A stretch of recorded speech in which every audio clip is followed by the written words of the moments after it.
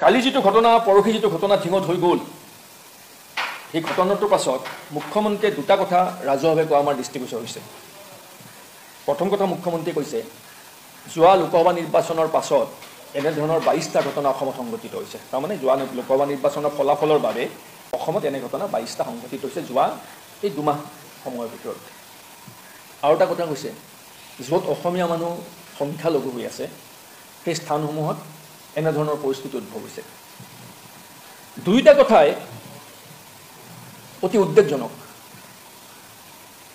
যোৱা লোকসভা নিৰ্বাচনৰ ফলাফলৰ লগত ৰাজধৰ্ম পালন কৰাৰ ক্ষেত্ৰত কি সম্পৰ্ক আছে? মুখ্যমন্ত্ৰীয়ে দিয়া যিটো পৰিসংখ্যা এই পৰিসংখ্যাই মুখ্যমন্ত্ৰীৰ ব্যৰ্থতা আৰু বিজেপি চৰকাৰৰ ব্যৰ্থতা উদঙাই দিয়া নাই জানো? যদি দুমাহত 22টা এনে ঘটনা ঘটিছিল 23 নম্বৰ ঘটনাটো হ'বলৈ মুখ্যমন্ত্ৰী বাট চাই আছিল নেকি? কেনেকৈ ঘটিবলৈ পালে? এই সামগ্ৰিক দৃশ্যপটৰ পাছত আমি যদি অনুভৱ কৰোঁ আমি দেখিম যে যিখিনি প্ৰাথমিক আৰু মৌলিক দায়িত্ব এখন চৰকাৰৰ সেই প্ৰাথমিক আৰু মৌলিক দায়িত্ব এই চৰকাৰখনে আৰু মুখ্যমন্ত্ৰী হিমন্ত বিশ্ব শৰ্মা ডাঙৰীয়াই পালন কৰা নাই। আমি সকলো জানো যে হিমন্ত বিশ্ব শৰ্মা ডাঙৰীয়াই যোৱা 23 বছৰ অসমৰ আটাইতকৈ শক্তিশালী মন্ত্ৰী আৰু মুখ্যমন্ত্ৰী ক্ষমতাত আছে। তেখেতে অসম চুক্তি ৰূপায়ণ বিভাগৰ মন্ত্ৰী আছিল। হিমন্ত বিশ্ব শৰ্মা ডাঙৰীয়াক ৰাজহুৱাভাৱে প্ৰত্যাহ্বান জনাওঁ যে আপুনি যদি ৰাজধৰ্ম পালন কৰিব বিচাৰিছিল অসম চুক্তি ৰূপায়ণ কৰি যদি 71 চনৰ পাছত অহা অবৈধ বিদেশী নাগৰিকসকলক চিনাক্ত কৰিলেহেঁতেন 71 চনৰ পাছত অহা অবৈধ বিদেশী নাগৰিকসকলক যদি চিনাক্তকৰণ কৰিলেহেঁতেন তেওঁলোকৰ নাম ভোটাৰ তালিকাৰ পৰা কৰ্তন কৰিলেহেঁতেন আৰু বহিষ্কৰণৰ বাবে যাৱতীয় বিধিগত ব্যৱস্থাবোৰ যদি আৰম্ভ কৰিলেহেঁতেন এই ঘটনাবোৰ নিশ্চিতভাৱে প্ৰতিৰোধ হ'লহেঁতেন। কিন্তু আপুনি অসম চুক্তিৰ আধাৰত বিদেশী চিনাক্তকৰণ ভোটাৰ তালিকাৰ পৰা নাম কৰ্তন আৰু বহিষ্কৰণৰ ক্ষেত্ৰত কোনো ধৰণৰ ব্যৱস্থা যোৱা 23 বছৰত গ্ৰহণ নকৰিলে য'ত আপুনি অসম চুক্তি ৰূপায়ণ বিভাগৰ মন্ত্ৰী আছিল। তাৰ বাহিৰেও অসমীয়া মানুহক যদি অসম চুক্তিৰ 6 নং দফাৰ অধীনত সাংবিধানিক ৰক্ষা কৱচ দিয়াটো নিশ্চিত কৰিলেহেঁতেন আপোনালোকে দিয়া প্ৰতিশ্ৰুতিৰ আধাৰত তেতিয়াও সাংবিধানিকভাৱে অসমীয়া মানুহ সুৰক্ষিত হ'লহেঁতেন। আপুনি আপোনাৰ নিজৰ দায়িত্ব পালনত ব্যৰ্থ হৈছে। মুখ্যমন্ত্ৰীয়ে কৈছে 22টা ঘটনা সংঘটিত হৈছে। যোৱা নিৰ্বাচনৰ ফলাফলৰ পাছত মুখ্যমন্ত্ৰীয়ে অপৰাধীক কৰায়ত্ব কৰিবলৈ কোনোবাই মানা কৰিছিল নেকি? অপৰাধ নিয়ন্ত্ৰণ কৰিবলৈ মুখ্যমন্ত্ৰীক কোনোবাই বাধা দিছিল নেকি? নিৰ্বাচনৰ ফলাফল লোকসভাৰ আছিল তাৰ লগত ৰাজ্য চৰকাৰৰ কাম কাজ তাৰ লগত মুখ্যমন্ত্ৰীৰ কাম কাজৰ কি সম্পৰ্ক আছে? মুখ্যমন্ত্ৰীয়ে দিয়া পৰিসংখ্যাই মুখ্যমন্ত্ৰীৰ ব্যৰ্থতা উদঙাই দিয়া নাই জানো? যিখন চৰকাৰৰ দিনত দুমাহত 22-23 আৰু যোৱা দুদিনৰ আৰু 2-3টা ঘটনা সংঘটিত হৈছে মানে যোৱা দুমাহত যদি যিখন ৰাজ্যত 25টাকে নোৱাৰি আৰু আনৰেজিষ্টাৰ্ড কেছটো বহুত আছে ৰেজিষ্টাৰ্ড কেছ যদি 25টা বা 22টা বা 24টা 25টা এনে ঘটনা সংঘটিত হৈছে ধৰ্ষণৰ ঘটনা তাৰ বাবে মুখ্যমন্ত্ৰীৰ ব্যৰ্থতা মুখ্যমন্ত্ৰীয়ে ৰাজহুৱাভাৱে স্বীকাৰ কৰা উচিত যে মই ব্যৰ্থ হৈছোঁ। নে এইটো হয় নেকি বাৰু যে মুখ্যমন্ত্ৰীয়ে ঘটনাটো হ'লে ভাল পায় বা নিয়ন্ত্ৰণ কৰিব নিবিচাৰে কাৰণ ঘটনাটো হোৱাৰ পিছত মুখ্যমন্ত্ৰীয়ে এটা নেৰেটিভ সৃষ্টি কৰিবলৈ তেওঁৰ বাবে সুবিধা হয়। ইয়াত দুটা কথা জড়িত আছে। যোৱা সময়ছোৱাত যদি মুখ্যমন্ত্ৰীয়ে দিয়া পৰিসংখ্যাৰ আধাৰত এই 22-24টা 25টা ঘটনা যদি সংঘটিত হৈছে যোৱা ডেৰ মাহৰ ভিতৰত হয় মুখ্যমন্ত্ৰী ব্যৰ্থ হৈছে তেওঁ নিয়ন্ত্ৰণ কৰিব পৰা নাই বা মুখ্যমন্ত্ৰীয়ে ইচ্ছাকৃতভাৱে নিয়ন্ত্ৰণ কৰা নাই। কোনটো সঁচা তাৰ এটাই হ'ব লাগিব দুটাৰ ভিতৰত। দুইটা অপৰাধ। মুখ্যমন্ত্ৰী আসনত বহি ৰাজধৰ্ম পালন নকৰাটো অপৰাধ মুখ্যমন্ত্ৰী অপৰাধৰ বাবে অপৰাধী। গতিকে মুখ্যমন্ত্ৰীয়ে দিয়া নেৰেশ্যন যিটো নেৰেটিভ যে যোৱা নিৰ্বাচনৰ লোকসভা নিৰ্বাচনৰ ফলাফলৰ পাছত এনে ঘটনা 22টা সংঘটিত হৈছে মুখ্যমন্ত্ৰীয়ে ব্যৰ্থতা স্বীকাৰ কৰি ল'ব লাগে। দ্বিতীয় কথাটো কৈছে অসমীয়া মানুহ য'ত সংখ্যালঘু হৈছে তাত এনে ঘটনাবোৰ ঘটিছে হয় আৰু সেইবাবে আমি আজন্ম চিঞৰি আছোঁ যে অসম চুক্তি ৰূপায়ণ কৰক অবৈধ বিদেশীক চিনাক্তকৰণ কৰি বহিষ্কাৰ কৰক ভোটাৰ তালিকাত তেওঁলোকৰ নাম কৰ্তন কৰক সেইবাবে চিঞৰি আছোঁ। মুখ্যমন্ত্ৰীয়ে এই কথাষাৰ কোৱাৰ কোনো সুবিধা নাই যে মোক অলপ সুবিধা দিয়ক আৰু অলপ সময় দিয়ক মই কামটো কৰিম। 23 বছৰ সুদীৰ্ঘ 23 বছৰ মুখ্যমন্ত্ৰী হিমন্ত বিশ্ব শৰ্মা ডাঙৰীয়া অসমৰ আটাইতকৈ শক্তিশালী ৰাজনৈতিক নেতা আৰু এই 3.5 বছৰ তেখেত অসমৰ মুখ্যমন্ত্ৰী তেখেত অসম চুক্তি ৰূপায়ণ বিভাগৰ মন্ত্ৰী আছিল। যিটো কাম তেওঁ 23 বছৰ কৰিব নোৱাৰিলে তাৰপাছত মুখ্যমন্ত্ৰীয়ে আন কাৰোবালৈ দায়িত্ব ঠেলি দিব পৰা নৈতিক অধিকাৰ বাৰু মুখ্যমন্ত্ৰী আছেনে? আমি আজি এই ঘটনা প্ৰসংগত পুনৰ দোহাৰিছোঁ যে অসম চুক্তি ৰূপায়ণ কৰক, 71 চনৰ পাছত অহা অবৈধ বিদেশীক চিনাক্তকৰণ কৰক, তেওঁলোকৰ নাম ভোটাৰ তালিকাৰ পৰা কৰ্তন কৰক, তেওঁলোকৰ সকলো চৰকাৰী সা সুবিধাৰ পৰা তেওঁলোকৰ নাম বাতিল কৰক আৰু সেইসকলক বহিষ্কৰণৰ ব্যৱস্থা কৰক আৰু যেতিয়ালৈকে বহিষ্কাৰ নহয় তেতিয়ালৈকে সেইসকলক ডিটেনশ্যন কেম্পত আবদ্ধ কৰি ৰাখক। কিন্তু মুখ্যমন্ত্ৰীয়ে সেই কামটো কৰা নাই। মুখ্যমন্ত্ৰীয়ে হিন্দুৰ সুৰক্ষাৰ কথা কৈ ৰাজনীতি কৰি আছে, কিন্তু মুখ্যমন্ত্ৰীয়ে হিন্দুক সুৰক্ষা দিব পৰা নাই। অসমীয়া হিন্দুক সুৰক্ষা দিব পৰা নাই, বংগবাসী হিন্দুক সুৰক্ষা দিব পৰা নাই, অবৈধ বিদেশীক বহিষ্কাৰ কৰা নাই, অবৈধ বিদেশীক চিনাক্তকৰণ কৰা নাই আৰু বৈধ ভাৰতীয় বহু হিন্দু বংগবাসী মানুহ আজিও ডিটেনশ্যন কেম্পত আছে, তেওঁলোকৰ আধাৰ কাৰ্ড নাই, বায়োমেট্ৰিক ভেৰিফিকেশ্যন কৰিব পৰা নাই, তেওঁলোকৰ বিষয়টো সমাধান কৰি তেওঁলোককো ন্যায় দিব পৰা নাই। যে মুখ্যমন্ত্ৰীয়ে কাক ন্যায় দিছে? তেওঁ কেৱল নিজক ন্যায় দিছে, নিজে ক্ষমতাত অধিষ্ঠিত হোৱাৰ বাবে যি কৌশল প্ৰয়োজন সেই কৌশল তেওঁ প্ৰয়োগ কৰিছে।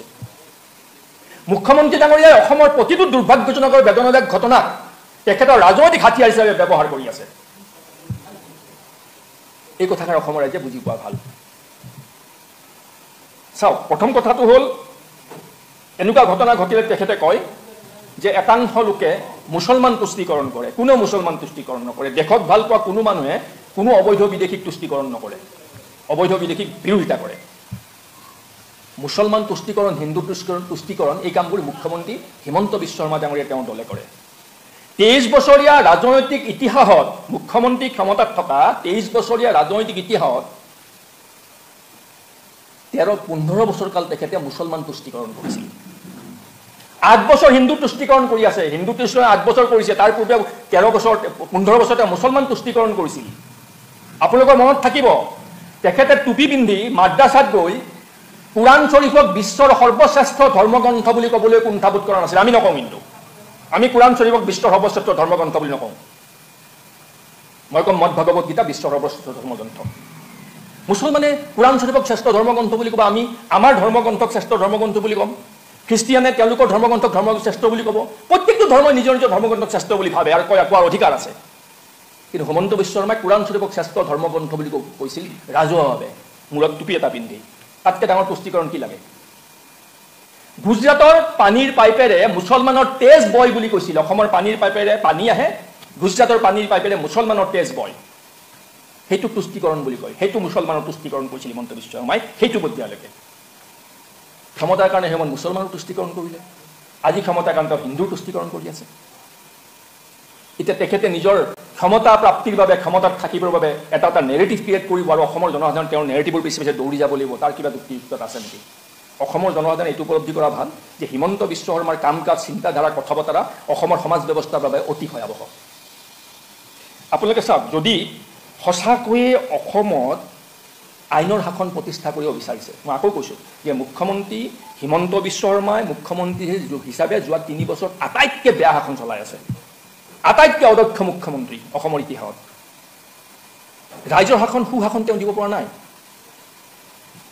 আপোনালোকে মন কৰক, যোৱা মানে দুখী এজনে এটা অপৰাধ কৰিলে অপৰাধীজনে সাহস কেনেকৈ কৰে? যদি অপৰাধীসকলে জানে যে এই অপৰাধটো কৰিলে এমাহৰ ভিতৰত মোৰ ফাঁচী অনিবাৰ্য, সেই অপৰাধটো কৰিলে অপৰাধীজনে সাহস নকৰিব। আজি পৃথিৱীৰ বিভিন্ন দেশত ক'ৰবাত সুৰা নচলে, মাদক দ্ৰব্য নচলে, ক'ৰবাত ড্ৰাগছ নচলে, শাস্তি ভয়াৱহ। তাত জানে যে মই যদি মাদক দ্ৰব্য মোৰ লগত পাই মোৰ শাস্তি ভয়াৱহ, মোৰ হাতত যদি ড্ৰাগছ পাই মোৰ শাস্তি ভয়াৱহ। ভাৰতবৰ্ষত আৰু অসমত জানিব লাগিব ক্ৰিমিনেলবিলাকে, অপৰাধীবিলাকে, যে নাৰীৰ যদি শ্লীলতা হানি কৰোঁ মোৰ মৃত্যু অনিবাৰ্য, মোৰ ফাঁচী অনিবাৰ্য। সেই কাম তুমি কিয় কৰিব পৰা নাই? আৰক্ষীক যদি ৰাজনৈতিক হাতিয়াৰ হিচাপে ব্যৱহাৰ কৰা হয়, আৰক্ষী শীৰ্ষ বিষয়াক যদি চিণ্ডিকেটৰ টকা সংগ্ৰহত ব্যৱহাৰ কৰা হয়, আৰক্ষীক যদি কৈ দিয়া হয় যে অবৈধ কয়লা, অবৈধ কাঠ, অবৈধ শিল, অবৈধ চুপাৰী এইবোৰ তোমালোকে গাড়ী নধৰিবা, আৰক্ষী শংকিত হৈ যায় যে কোনটো কাম কৰিম, কোনটো কাম নকৰিম, কোনটো কাম কৰিলে চৰকাৰে ভাল পাব, কোনটো কাম কৰিলে চৰকাৰে বেয়া পাব। আৰক্ষীক ফ্ৰী হেণ্ড দিব লাগিব যে অপৰাধ নিয়ন্ত্ৰণ কৰক, ৰেছপনচিবিলিটি তোমালোকৰ ওপৰত ফিক্স থাকিব। যদি অপৰাধ নিয়ন্ত্ৰণ কৰিব পাৰা তোমালোক ৰিৱাৰ্ড দিয়া হ'ব তোমালোকক, যদি নোৱাৰা তোমালোকক শাস্তিমূলক ব্যৱস্থা লোৱা হ'ব। পুলিচৰ গোটেই ব্যৱস্থাটো ৰিফৰ্ম কৰক। এনেকুৱা ক্ষেত্ৰত ফাষ্ট ট্ৰেক কোৰ্টৰ ব্যৱস্থা কৰক। অপৰাধীক তাৎক্ষণিকভাৱে গ্ৰেপ্তাৰ কৰক, তাৎক্ষণিকভাৱে গ্ৰেপ্তাৰ কৰি জেললৈ ফৰৱাৰ্ড কৰক, তদন্তৰ প্ৰক্ৰিয়া সঠিকভাৱে কৰক, চাৰ্জশ্বিট ফাইল কৰক, ফাষ্ট ট্ৰেক কোৰ্টত বিচাৰ ট্ৰায়েল আৰম্ভ কৰক আৰু নিশ্চিত কৰক যে এমাহ, 1.5 মাহ, 2 মাহৰ ভিতৰত যেন অপৰাধীজনৰ মৃত্যুদণ্ডৰ আদেশ জাৰি হয়, মৃত্যুদণ্ডৰ দ্বাৰা শাস্তি তেওঁ লাভ কৰিব পাৰে। এই কথাটো কৈ দিয়া উচিত ইনভেষ্টিগেটিং অফিচাৰক, যদি তোমালোকৰ ৰিপৰ্ট, তোমালোকৰ ইনকুৱাৰী প্ৰচিডিউৰত যদি কিবা লেপছ থাকে, তাৰ বাবে যদি দোষী হাৰি যায় কোৰ্টৰ পৰা, তুমি ছাছপেণ্ড হ'বা। ইনভেষ্টিগেটিং অফিচাৰক ছাছপেণ্ড কৰক, ছুপাৰভাইজিং অফিচাৰক ছাছপেণ্ড কৰক আৰু জিলাখনৰ এছপিক ছাছপেণ্ড কৰক যদি দোষী হাৰি যায় পুলিচৰ প্ৰচিডিউৰ লেপছৰ কাৰণে। সেইবোৰ ৰিফৰ্ম কৰক, চাব ক্ৰাইম কম হয়নে নহয়। 72 ঘণ্টাৰ ভিতৰত ক্ৰাইম নিয়ন্ত্ৰণ কৰিব পাৰে অসম পুলিচে। আৰক্ষীয়ে বিচাৰিলে কাৰো চেণ্ডেল এযোৰ কোনো চুৰ কৰিব নোৱাৰে। তেনে ক্ষেত্ৰত খাদ্যত স্প্ৰে মাৰি ৰাতি চুৰ কৰি লৈ যায়, আৰক্ষীয়ে গম নাপায়। গৰু ছাগলী গোহালিৰ পৰা লৈ যায়, গৰু ছাগলী উঠাই লৈ গুচি যায়, আৰক্ষীয়ে গম নাপায়। এইটো বিশ্বাসযোগ্য নে? আৰক্ষীক ফ্ৰী হেণ্ড দিয়ক, ৰেছপন্সিবিলিটি ফিক্স কৰি দিয়ক, পুলিচ ৰিফৰ্ম কৰক, ফাষ্ট ট্ৰেক কোৰ্টত বিচাৰ কৰক। এমাহ, 1.5 মাহ, 2 মাহৰ ভিতৰত অপৰাধীৰ মৃত্যুদণ্ডটো নিশ্চিত হ'ব লাগিব আদালতত, আইনৰ গণ্ডিৰ ভিতৰত। এটা দুটা মানুহক কিবা এডভান্সাৰ, এটা দুটা মানুহক ভৰিত গুলিয়াই দিলে অপৰাধ কমি নাযায়। হিমন্ত বিশ্ব শৰ্মাদেৱে এনেকুৱা এডভান্সাৰ বহুত কৰিলে, কেইবাটাও মানুহক, বহু মানুহক ভৰিত গুলিয়ালে যোৱা সময়ছোৱাত। অপৰাধ কমিল নেকি? নাই কমা। এজন দুজন মানুহক ভৰিত গুলিয়াই দিলে অপৰাধ নকমে। অপৰাধ আইনৰ দৃষ্টিকোণেৰে মষিমূৰ কৰিব লাগিব, ফাঁচি দিব লাগিব, মৃত্যুদণ্ড। অপৰাধীয়ে জানিব লাগিব যে মই অপৰাধ কৰি মোৰ মৃত্যুদণ্ড অনিবাৰ্য আৰু মোৰ 2 মাহৰ ভিতৰতে মোৰ মৃত্যুদণ্ড হ'ব। পুলিচে জানিব লাগিব, ইনভেষ্টিগেশ্যন মই প্ৰপাৰলি কৰিব লাগিব, যদি প্ৰচিডিউৰ লেপছ থাকে, যদি দোষী হাৰি যায় মই ছাছপেণ্ড হ'ম। ছুপাৰভাইজিং অফিচাৰ জানিব, তদন্তকাৰী অফিচাৰে মই কাম কাজ ভালকৈ চকু দিওঁ, তেওঁ যদি লেপছ কৰে ময়ো ছাছপেণ্ড হ'ম। এছপিয়ে জানিব লাগিব, অপৰাধী যদি বাচি যায় ময়ো ছাছপেণ্ড হ'ম, তেওঁলোকৰ কাম কাজবোৰ মই চকু দিম। কৰি চাওক মুখ্যমন্ত্ৰীয়ে ফলাফল পায় নে নাপায়। কিন্তু সেইটো নকৰাৰ ফলত আপোনালোকক এটা মই ডাটা দিওঁ। 2018, 19 আৰু 20 3 বছৰত অসমত মহিলা নাৰীজনিত অপৰাধ, মহিলাৰ শ্লীলতা হানিকে ধৰি, ধৰ্ষণকে ধৰি নাৰীজনিত অপৰাধৰ মোকদ্দমা গোচৰ ৰুজু হৈছিল 84,064টা গোচৰ ৰুজু হৈছিল, কেছ ৰেজিষ্টাৰ্ড 84,064 কেছ ৰেজিষ্টাৰ হৈছিল নাৰীজনিত 3 বছৰত। তাৰপিছত এইবোৰ আছেই, মানে 21, 22, 23, 24 মই যোৱাই নাই, মই 18, 19, 20 3 বছৰৰ ডাটা মই দিছোঁ। 84,064টা গোচৰ পঞ্জীয়ন হৈছিল মহিলাৰ লগত জড়িত গোচৰ। 1,07,863জন মানুহ গ্ৰেপ্তাৰ হৈছিল। 84,064টা মোকদ্দমা গোচৰ ৰেজিষ্টাৰ দিছিল, পঞ্জীয়ন হৈছিল, গোচৰ পঞ্জীয়ন হৈছিল। 1,07,863জন মানুহ গ্ৰেপ্তাৰ হৈছিল। 1,07,863। এতিয়া আমাৰ শুনি ভাল লাগিব যে চৰকাৰখন কিমান পৰিপক্ক, কিমান সক্ষম। 84,000 গোচৰৰ বিপৰীতে 1,07,863জন মানুহক গ্ৰেপ্তাৰ কৰিলে, হয়নে? ইয়াক ফলাফলটো নক দিয়া। মোকদ্দমাৰ চলাৰ পাছত শাস্তি পালে কিমানে জানে? 787জনে মাত্ৰ। 1,07,863জন মানুহৰ ভিতৰত মাত্ৰ শাস্তি পালে 787জনে কনভিক্ট হ'ল।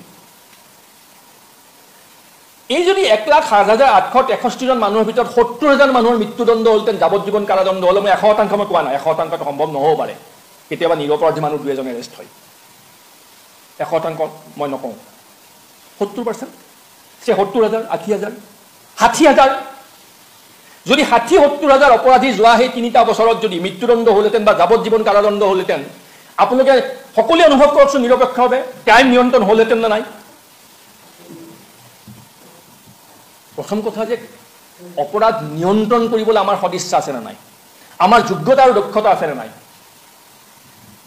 আমাৰ যদি যোগ্যতা আৰু দক্ষতা নাথাকে, আমাৰ যদি ৰাজনৈতিক অভিসন্ধি থাকে, আমাৰ যদি সম্পদ আহৰণটো একমাত্ৰ জীৱনৰ লক্ষ্য আৰু উদ্দেশ্য হয়, ক্ষমতাত থকাটোৱে যদি জীৱনৰ একমাত্ৰ লক্ষ্য আৰু উদ্দেশ্য হয়, তেতিয়াহ'লে মই মোৰ ব্যৰ্থতা আৰু বিফলতাবোৰ মই ৰাইজলৈ ঠেলি দিম। এই ঘটনা হৈছে অমুকটো কাৰণে ৰাইজে এনেকুৱা কৰিব লাগিব, ৰাইজে তেনেকুৱা কৰিব লাগিব, ৰাইজে তেনেকুৱা কৰিব, ৰাইজে কিয় কৰিব লাগিব? চৰকাৰ কিয় আছে? চৰকাৰে কিয় নকৰে? ৰাইজে শাস্তি দিব নোৱাৰে, শাস্তি দিব লাগিব চৰকাৰে, আইনৰ গন্তিত শাস্তি দিব লাগিব। ৰাইজে এটা কাম কৰিব পাৰে, যিবোৰ অপৰাধীয়ে এনেকুৱা ঘৃণনীয় অপৰাধ কৰে সেই অপৰাধীৰ সমাজখনে সেইজন অপৰাধীক সমাজচ্যুত কৰিব পাৰে আৰু কৰিব লাগে। আমি সেইটো আহ্বান জনাম যে মুছলমান সমাজে তেওঁলোকৰ সমাজৰ অপৰাধীবোৰক সমাজচ্যুত কৰক, সামাজিকভাৱে বৰ্জন কৰক। হিন্দু সমাজেও নিজৰ সমাজৰ অপৰাধীবোৰক সমাজচ্যুত কৰক, সামাজিকভাৱে আঘৰীয়া কৰক। ৰাইজে সিমানখিনিয়ে কৰিব পাৰে, গণতান্ত্ৰিকভাৱে প্ৰতিবাদ কৰিব পাৰে। কিন্তু বাকী কামবোৰ চৰকাৰে কৰিব লাগিব। চৰকাৰে মৃত্যুদণ্ড দিয়াটো নিশ্চিত কৰিব পাৰে। গতিকে সামগ্ৰিকভাৱে যোৱা সময়ছোৱাত যিটো ঘটনা ঘটি আছে ভয়াৱহ ভৱিষ্যতৰ ইংগিত বহন কৰি আছে। আমি অসমীয়া মানুহৰ নিৰাপত্তালৈ উদ্বিগ্ন। চৰকাৰক সকীয়াই দিছোঁ, অসমীয়া মানুহ য'ত সংখ্যালঘু হৈ আছে তেনে স্থানত অসমীয়া মহিলাৰ জীৱন সম্পত্তি আৰু সতীত্বৰ সুৰক্ষা দিয়াটো চৰকাৰৰ দায়িত্ব। সেই নৈতিক দায়িত্ব চৰকাৰে ৰাজধৰ্ম বুলি পালন কৰক। অসমীয়া মহিলাক, অসমীয়া পুৰুষক, অসমীয়া মানুহৰ জীৱন আৰু সম্পদৰ নিৰাপত্তা সুনিশ্চিত কৰক। আৰু যিবোৰ স্থানত সন্দেহজনক অবৈধ বাংলাদেশীৰ প্ৰয়োগ আছে সেই ঠাইবিলাকত অসম চুক্তি আধাৰত ৭১ চনৰ পাছৰ বিদেশী চিনাক্তকৰণ কৰক, তেওঁলোকৰ নাম ভোটাৰ তালিকাৰ পৰা কৰ্তন কৰক, তেওঁলোকক বহিষ্কাৰৰ বাবে যাৱতীয় ব্যৱস্থা গ্ৰহণ কৰক, বহিষ্কাৰ নহ'লে তেওঁলোক ডিটেনশ্যন কেম্পত নি ভৰাই থৈ দিয়ক। বহু বৈধ ভাৰতীয় ডিটেনশ্যন কেম্পত ভৰাই থৈ দিয়া আছে, বহু বংগবাসী হিন্দু বৈধ ভাৰতীয় ডিটেনশ্যন কেম্পত ভৰাই থৈ দিয়া আছে, তেওঁলোকৰ নথি পত্ৰ আছে। বহু স্বাধীনতাৰ আগে পিছে অহা মানুহকো ডিটেনশ্যন কেম্পত ভৰাই থৈছে, ডি ভোটাৰ কৰি থৈছে, তেওঁলোকৰ বায়'মেট্ৰিক ভেৰিফিকেশ্যন নহয়, আধাৰ কাৰ্ড নাপায়। সেই ভাৰতীয় নাগৰিকসকলক ন্যায় দিয়ক, হিন্দু বংগলী সেই ভাৰতীয় নাগৰিকসকলক ন্যায় দিয়ক আৰু এইসকল অবৈধ বাংলাদেশী ডিটেনশ্যন কেম্পত ভৰ্তি কৰক। ৰাজধৰ্ম পালন কৰক মুখ্যমন্ত্ৰী ডাঙৰীয়াই, নহ'লে ভয়াৱহ ভৱিষ্যত অসমলৈ আহিব। আৰু অসমৰ 23 বছৰ শাসনত তেওঁ আছে আৰু 2 বছৰ আছে কাৰ্যকাল, 25 বছৰ হ'ব। 25 বছৰ শাসনত ধাৰাবাহিকভাৱে থকাৰ পাছত অসমৰ যিকোনো সামাজিক, ৰাজনৈতিক, সাংস্কৃতিক, অৰ্থনৈতিক বিনাশৰ বাবে হিমন্ত বিশ্ব শৰ্মা ঐতিহাসিকভাৱে আজন্ম অপৰাধী হিচাপে চিহ্নিত হ'ব। কাৰণ 25 বছৰ শাসন কৰিব আৰু 2 বছৰ 1.5 বছৰৰ পিছত 25 বছৰ সময় বৰ দীঘলীয়া সময়। তাৰপাছত হিমন্ত বিশ্ব শৰ্মা এইটো এক্সকিউজ ল'ব নোৱাৰিব যে মোক আৰু এটা কাৰ্যকাল সময় দিয়ক, মই এইটো কৰি দেখুৱাম, আৰু এটা কাৰ্যকাল এইবাৰ ভোট দিয়ক, মই সেইটো কৰি দেখুৱাম। নাই, আৰু আপোনাক সময় দিয়া নহয়। 25 বছৰ বহুত দীঘলীয়া সময়। আপুনি 25 বছৰ কি কৰিলে অসমৰ মানুহৰ কাৰণে আমি দেখিলোঁ।